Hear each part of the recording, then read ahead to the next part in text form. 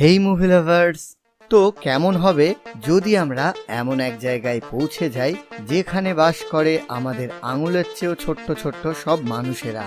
আর এমনিতে আমরা যতই কমজোর হই না কেন, তাদের কাছে আমরা হয়ে উঠব বিশাল শক্তিশালী এক দানবের মতো।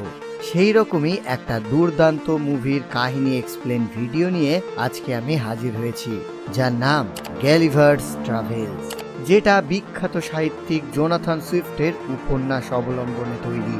আর এই মুভিটা মুক্তি পেয়েছিল 2010 সালে। তো আর কথা না বাড়িয়ে সরাসরি জানা যাক গ্যালিভার্স ট্রাভেলস মুভির কাহিনী। তো সিনেমার শুরুতেই আমরা একটা লোককে দেখতে পাই যার নাম গ্যালিভার, আর সে সব সময় ভীষণ আনন্দে চিল মুডে থাকতো। এবং আমরা দেখি আজকেও সকালবেলা ঘুম থেকে উঠে প্রথমে সে তার অ্যাকশন ফিগারগুলোর সাথে বাচ্চাদের মতো খেলা করে, আর তারপর স্নান করে রেডি হয়ে বেরিয়ে যায় কাজের উদ্দেশ্যে। এবং এরপর আমরা জানতে পারি গ্যালিভার কাজ করে একটা বড় নিউজ এজেন্সিতে। তারপর সিন শিফট হয়, আমরা দেখি যে অফিসে আমরা গ্যালিভারকে ড্যান নামক একজনের ইন্টারভিউ নিতে দেখি। তবে ওদের কথাবার্তা শুনে বোঝা যায় যে ড্যান আগেই নিযুক্ত হয়ে গেছে, শুধু সে মজার জন্য গ্যালিভারের প্রশ্নের উত্তর দিচ্ছিল। তারপর গ্যালিভার ড্যানকে পুরো অফিস ঘুরিয়ে দেখাতে শুরু করে, এবং অফিসেই আমরা ডার্সি নামের একটা মেয়েকে দেখতে পাই।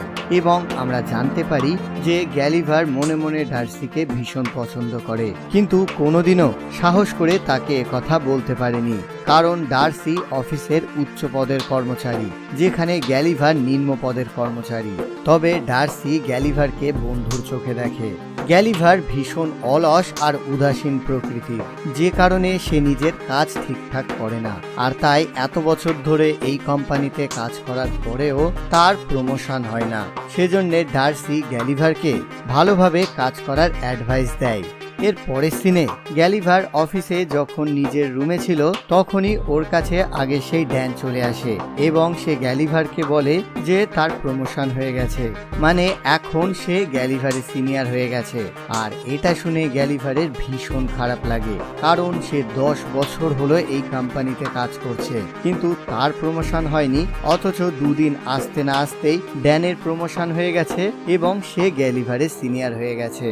এবং গ্যালিভার বুঝতে পারে সে নিজের কাজ নিয়ে কতটা উদাসীন। তারপর ড্যান গ্যালিভারকে কিছু পরামর্শ দিয়ে সেখান থেকে চলে যায়। এরপর গ্যালিভার মন খারাপ করে অফিস থেকে বেরোতে যাবে, তখন দেখে ডার্সি এখনো তার রুমে কাজ করছে। আর অফিসে এই মুহূর্তে কেউ না থাকায় গ্যালিভার সিদ্ধান্ত নেয় যে এইবার সে মনে সাহস জুগিয়ে যে করেই হোক ডার্সিকে নিজের মনের কথা বলবে। আর সেই উদ্দেশ্যেই সে ডার্সির কেবিনে গিয়ে হাজির হয়, কিন্তু ডার্সির সামনে যাবার পর আবার সে ভয়ে কিছুই বলতে পারে না।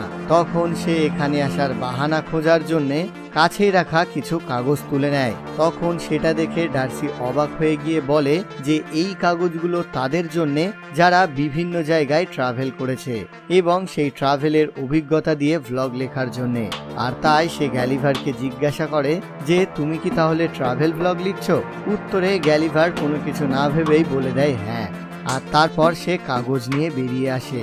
তবে বাড়ি এসে সে বিপদে পড়ে যায়, কারণ এই বিষয়ে লেখার মতো কোনো অভিজ্ঞতাই তার নেই, এবং সে কখনো কোথাও ট্রাভেল করেনি।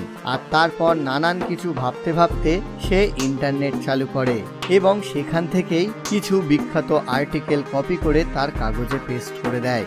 আর তারপর দিন দেখা যায় গ্যালিভার সেই কাগজটা নিয়ে ডার্সির সামনে হাজির হয়, এবং ডার্সি গ্যালিভারের ভ্লগ পড়ে ভীষণ অবাক হয়ে যায়, কারণ গ্যালিভারের লেখাটা একজন প্রফেশনাল ভূপর্যটকের মতন লেখা। এবং ডার্সি ওকে জানায় যে সে কখনো ভাবতেই পারেনি যে গ্যালিভার এত জায়গায় ঘুরেছে এবং এত ভালো লিখতে পারে। আর তারপর ডার্সি গ্যালিভারকে বলে যে তুমি যেহেতু এত জায়গায় ঘুরেছো, তাই আমার অনুরোধ তুমি আমাদের কাগজের জন্য একটা বিশেষ ভ্লগ লেখো। তুমি বারমুডা ট্রায়াঙ্গেলের নাম তো শুনেছো, যেখানে আজ পর্যন্ত অল্প সংখ্যক মানুষই যেতে পেরেছে, এবং শোনা যায় সেখান থেকে অনেকেই নাকি রহস্যময়ভাবে নিখোঁজ হয়েছে। আর তাই আমি চাই তুমি সেখানে গিয়ে তদন্ত করে সেটা নিয়ে একটা আর্টিকেল লেখো। এবং ডার্সি আরো জানায় যে গ্যালিভার এটা যদি ঠিকঠাক লিখতে পারে তাহলে তার ভীষণ নাম হবে, এমনকি গ্যালিভারের যাওয়ার বন্দোবস্ত সেই করে দেবে। আর ডার্সিকে ইমপ্রেস করার জন্য গ্যালিভার হ্যাঁ বলতে বাধ্য হয়। এর পরের দিন দেখা যায় গ্যালিভার তার গন্তব্যে যাওয়ার জন্য একটা বোর্ডের কাছে গিয়ে উপস্থিত হয়, যে বোর্ডে গ্যালিভারকে একা যেতে হবে। আর তারপর সেই স্পিড বোটটা কিভাবে চালায় সেসব জেনে নিয়ে গ্যালিভার রওনা দেয় তার গন্তব্যের উদ্দেশ্যে। এরপর কিছুটা দূর যাওয়ার পর গ্যালিভার ম্যাগাজিন পড়তে পড়তে ঘুমিয়ে পড়ে। আর তারপর ঘুম থেকে উঠে সে দেখে একটা বিশাল টর্নেডো তার দিকে এগিয়ে আসছে। সাথে সাথে সে লাইফ জ্যাকেট পরে নেয় আর তারপর সে ওই বিশাল ঝড়ের মধ্যে পড়ে এবং এই অ্যাক্সিডেন্টে সে অজ্ঞান হয়ে যায়।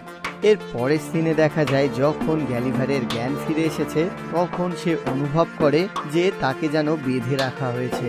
আর তারপর চোখ খুলতেই সে অবাক হয়ে যায়, কারণ অসংখ্য ছোট্ট ছোট্ট মানুষ ওর চারপাশ ঘিরে দাঁড়িয়ে আছে আর এরাই গ্যালিভারকে বেঁধে রেখেছে। তারপর সেই ছোট্ট মানুষগুলোর মধ্যে একজন এগিয়ে আসে গ্যালিভারের সামনে এবং সে জানায় যে তারা হচ্ছে লিলিপুট আর এটা হচ্ছে তাদের লিলিপুট রাজ্য এবং সে হচ্ছে এখানকার আর্মি কমান্ডার জেনারেল এডওয়ার্ড। আর তারপর জেনারেল এডওয়ার্ড গ্যালিভারকে বিস্ট বলে সম্বোধন করে, যেটা শুনে গ্যালিভার একটু রেগে যায় এবং এরপর গ্যালিভার নিজেকে মুক্ত করার চেষ্টা করে এবং এই লিলিপুট সৈনিকদের বাঁধা দড়ি সে খুব সহজেই ছিঁড়ে নিজেকে মুক্ত করতে সক্ষম হয়। আর তারপর জেনারেল এডওয়ার্ডের নির্দেশে সৈনিকরা গ্যালিভারের উপর আক্রমণ করে এবং সে অজ্ঞান হয়ে যায়। তারপর গ্যালিভারকে আবার বাঁধা হয় আর তারপর তাকে নিয়ে যাওয়া হয় এই লিলিপুট রাজ্যের রাজার কাছে। এরপর রাজা গ্যালিভারকে জিজ্ঞাসা করে যে সে তাদের কোনো ক্ষতি করবে কিনা। তখন গ্যালিভার তাদের জানায় যে সে ঘটনাচক্রে এখানে চলে এসেছে, সে কারোর কোনো ক্ষতি করতে আসেনি। কিন্তু তবুও জেনারেল এডওয়ার্ড সবাইকে বলে যে হয়তো শত্রুপক্ষরাই গ্যালিভারকে পাঠিয়েছে।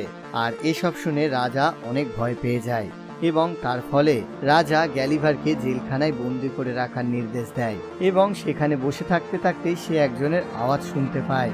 আর তারপর দেখে যে সেখানে আর একটা লিলিপুটও বন্দী রয়েছে যার নাম হরেশিও এবং হরেশিও বলে যে সে হলো লিলিপুটদের মধ্যে সবচেয়ে লম্বা লোক আর তার অপরাধ হচ্ছে যে সে রাজার মেয়েকে পছন্দ করত আর তাই জেনারেল এডওয়ার্ড তাকে এখানে বন্দি করে রেখেছে।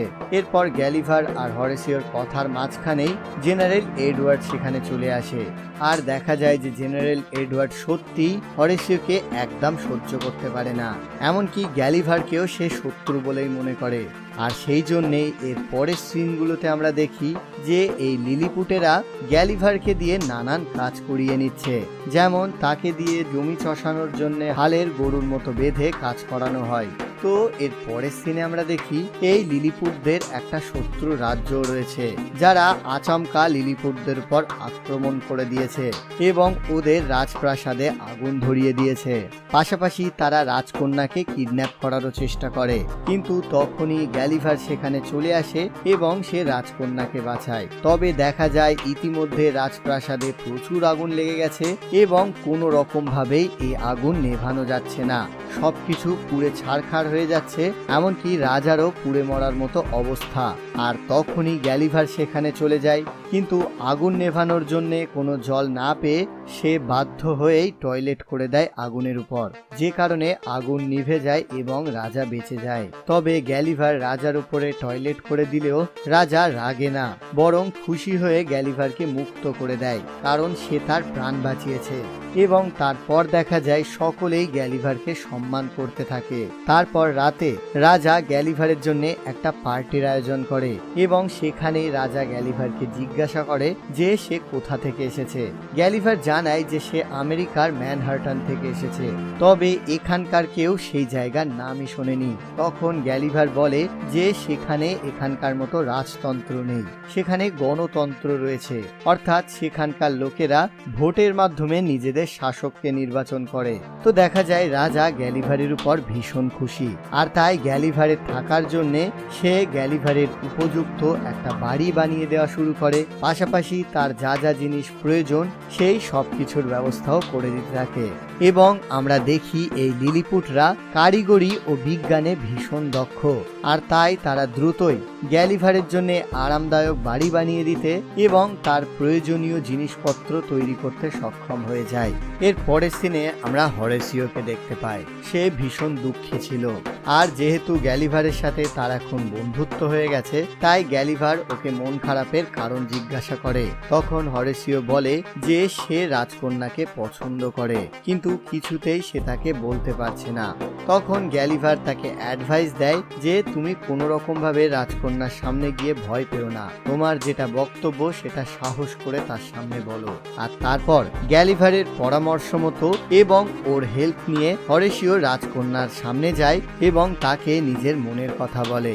আর দেখা যায় রাজকন্যাও হরেসিওকে পছন্দ করে।